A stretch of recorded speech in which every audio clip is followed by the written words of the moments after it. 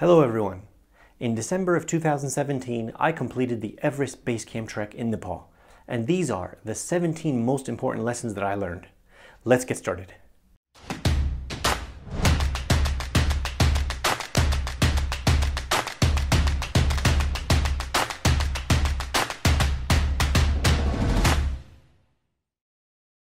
So, the first thing, when you arrive in Kathmandu and you clear customs and security and all that stuff, you're going to want to buy a SIM card at the airport. You can get 5 gigabytes for 1,200 rupees, which is the equivalent to about $12, as opposed to in the city, you will only be able to get about 1.2 gigabytes for 600 rupees or about $6 US. So you see, the deal is actually much better if you purchase a SIM card at the airport. Number 2, your phone will work all the way up to Namche Bazaar. You'll be able to check your social media and email, communicate with your family, whatever it is you want to do. After that, you'll only have Wi-Fi if you pay at the guest houses and the tea houses. If you want to try to use service, you pretty much have to buy these little cards. They're almost like a pay-for-play. They're about 600 rupees.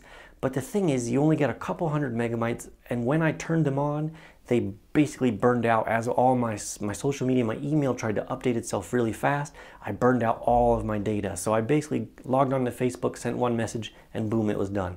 And at a cost of $6 to do that, and I did it twice, it just wasn't worth it anymore. So pretty much don't worry about it.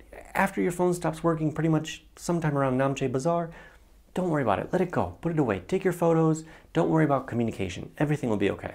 Number 3, toilets. You're going to find 2 types of toilets in Nepal. Your standard Western toilet, which is pretty much what you're likely going to be used to, and your squatter. Your squatter is essentially a hole in the ground, and they put a porcelain edge around it. Now, the biggest issue you're going to have with that is toilet paper. Rarely will you find some there waiting for you, so always make sure you carry some with you. What I suggest is when you start your trek, have your first roll. And progressively as you use it, you can just buy some in the tea houses or the guest houses. It's not really a big deal. Also, hand sanitizer. Rarely you'll find soap or some kind of cleaning agent next to the sink when you're finished. So it's always best to have your own sanitation wipes or hand sanitizer gel just to make sure you avoid those germs and any contact you could have with any bacteria that could impact your stomach later. Number 4, bottled water. You can buy bottled water from the beginning to the end and all the way back down during the course of the trek. The price ranges from around 80 rupees, which is about 80 cents, all the way up to 600 rupees, which is about $6, the very end, at the very highest end of the trek. Okay? Progressively, they recommend that you're supposed to drink 4 liters of water a day. I found that drinking between 4 and 6 liters for me personally was actually still causing me to be dehydrated because I was losing a liter of water through my breath as it was very difficult to breathe and I was breathing out through my mouth. I drank nothing but bottled water the entire duration of the trip. And although that became a little bit expensive, for me it was okay, and I was actually glad that I did it. I did see people with water bottles and filters, and they would go up to local water sources and purify that water, and that was okay. So it's up to you. If that's what you want to do, by all means, it's possible. Number 5, carrying a water bottle with you. Different reports and different people recommend different things. I had a camelback with 3 liters of water and a 1 liter bottle of water that was attached on the side that I could grab by hands. Personally, after the first day, I never filled a 3 liter camelback. I always drank the 1 liter bottle of water. It's up to you. The weight in the bag started to affect me after the first day, so I decided just to drink from the liter and then I would refill it along the different tea houses and guest houses we would stop at. In my opinion, as long as you have an extra 1 liter bottle of water, it doesn't matter what you do. Whether you want to carry the extra water in your pack or drink it from the bottle, as long as you have it. Also, another benefit of having a bottled water, at nighttime on those extra cold nights, you can fill it with boiling water and throw it in your sleeping bag, which will definitely warm you up. Number 6, this brings me to my next point. There is no heating in any of the guest houses or the tea houses you'll be staying at. There are essentially 4 walls, a bed, a small thin door. Now they'll give you thin blankets, and if it's not heavy season or high season, you can have extra blankets and extra pillows if you ask, but I found that it was very cold, and oftentimes I had to sleep in all of my clothing after the 3rd day, after Namche Bazaar. Yeah, to be honest, even in Namche Bazaar I slept in my clothing. So Be prepared, the nights will be cold. You'll sleep in your clothing, you'll sleep in your sleeping bag, you might even have a hat, maybe some gloves on. Be prepared, it does get cold at night. Number 7, laundry. A lot of people freak out about the issue of having to rewear the same clothes and being dirty and smelly.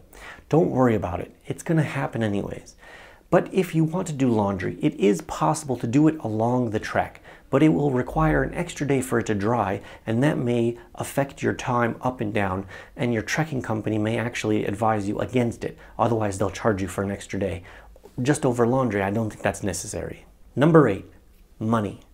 I found that exchanging 200 US dollars, which is the equivalent of 20,000 Nepalese rupees, was more than enough for the duration of the trek, because my trekking company actually took care of breakfast, lunch, and dinner with one drink attached to each one of those. So really, I just had the extra money if I wanted to buy some extra snacks, some extra drinks that weren't included in those meals, water, if I wanted to buy a couple of Twizzlers or something along the way, a Snickers bar, something that I wanted. Essentially, that's what that extra money was for, and I had plenty of money left at the end of the trek. Somewhere between $150 and $200 exchanged to Nepalese rupees was more than enough for me. Number 9, sleeping bags. You can rent a sleeping bag in Nepal, in Kathmandu, for very, very cheap, just a couple dollars a day for the duration of your trek, and you return it at the end. But before you do that, before you purchase a new one in your home country or you rent one in Kathmandu, ask your trekking company. More than likely they have one or can rent one very, very cheap for you for free. And you don't have to worry about it. Yes, you'll have to carry it. Maybe you won't. Maybe it'll go in your big pack, which your porter will carry. Doesn't matter. But the point is, don't spend the extra money on hundreds. Sometimes these sleeping bags cost $350, $200. You want one rated for -20°C. Let your trekking company take care of it. Doesn't hurt to ask. Number 10, clothing. I do recommend to buy some clothing in Kathmandu and save yourself some money. The day that you arrive, just before your trek starts, head over to one of the market areas and get yourself some trekking socks, a fleece jacket, and maybe a down jacket. The reason is, the quality is virtually the same as your name brand, Columbia, and all that other stuff that you're going to buy, North Face. However, the stitching might be a little bit weaker, and maybe over time it might degrade a little faster. And there's obviously no warranty. You can't bring it back to the store if anything happens.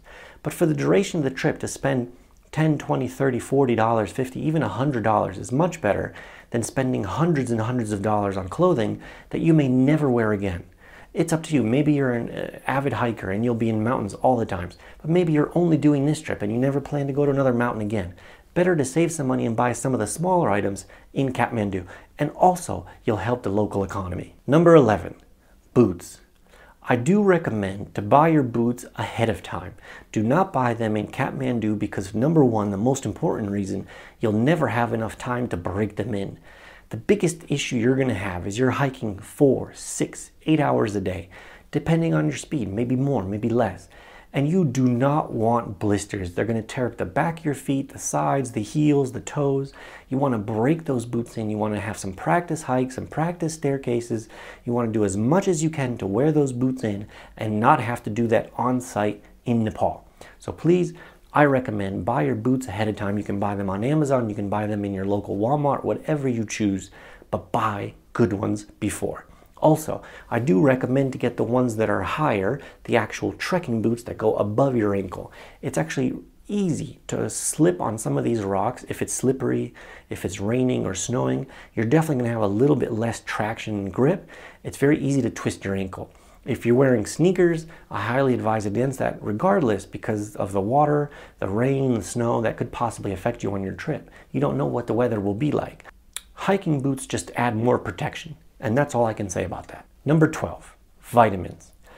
I am a big vitamin guy. I really think that vitamins helped me to push through this trip.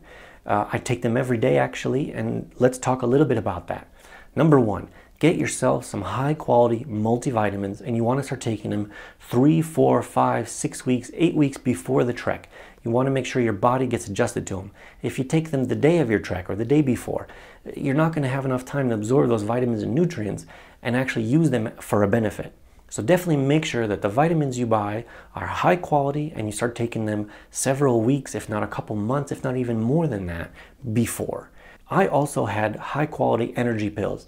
Now they were caffeine based and also some guarana and some other stuff. The ingredients were really high quality and really they helped me. They really did. Some people get affected negatively by those. It's up to you, but I will post in the description everything that I took for vitamins. Also, vitamin C, you definitely want to take that extra. You want to make sure you take the kind that dissolves on your tongue or the pill. I don't recommend the drinking kind. It does exist, but I don't recommend that. You want to make sure that you fight off any potential sickness because you'll be in contact with lots of different germs you may not be used to. The last thing you need is a flu or a cold when you're that high up. So definitely vitamin C is key. Now the brand that I recommend is Old School Labs. They have the vintage base multivitamin and then they have their energy pills. I definitely recommend that company. I really enjoyed their brand, their materials, their quality, everything is super standard, very high quality. So that's what I recommend, but feel free, you can take any kind you like. Number 13, food. The food on the trek is actually extremely tasty. You can have burgers and pizza and Asian style food and wontons and soups and stews and all kinds of things. Eggs for breakfast and pancakes. You actually have a really wide variety. However, the one main thing I do recommend is go vegetarian. Do not eat meat on the trek. Although it's interesting to try some yak or something else, steaks, save that for Kathmandu before or after Pokhara if you visit that place.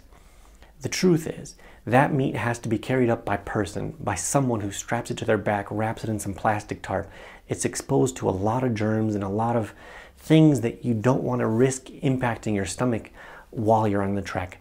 Avoid getting sick, avoid getting any kind of stomach disruptions that could affect your trek simply by not eating meat. You'll survive for 10 days or 12 days. The world will move on and you'll be okay and you'll thank me for it. Number 14, altitude sickness pills. I do not recommend that you self-medicate and start taking altitude sickness pills before or during the trek without advising your guide. Your guide is number one, trained, and number two, he's going to be highly experienced in seeing the symptoms.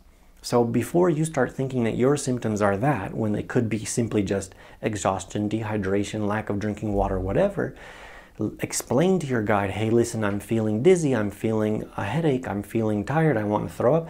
Let him analyze. Now, also, more than likely, they will carry altitude sickness pills and you can double check with them the day before your trek or by email as you're communicating with them. Let him bring the pills. He's got them because he may not even give you a full dose. When it comes to altitude sickness pills and altitude sickness symptoms, speak with your guide. He's qualified. He has the expertise. Do not self-medicate, okay? This is important. Number 15, if you hire a trekking company, most likely it'll come with a guide and a porter. So the big issue is how much should I weigh my bag? How much weight should I put in my bag for the porter to carry? Because remember, the big backpack you're not going to carry. You'll only carry your day pack.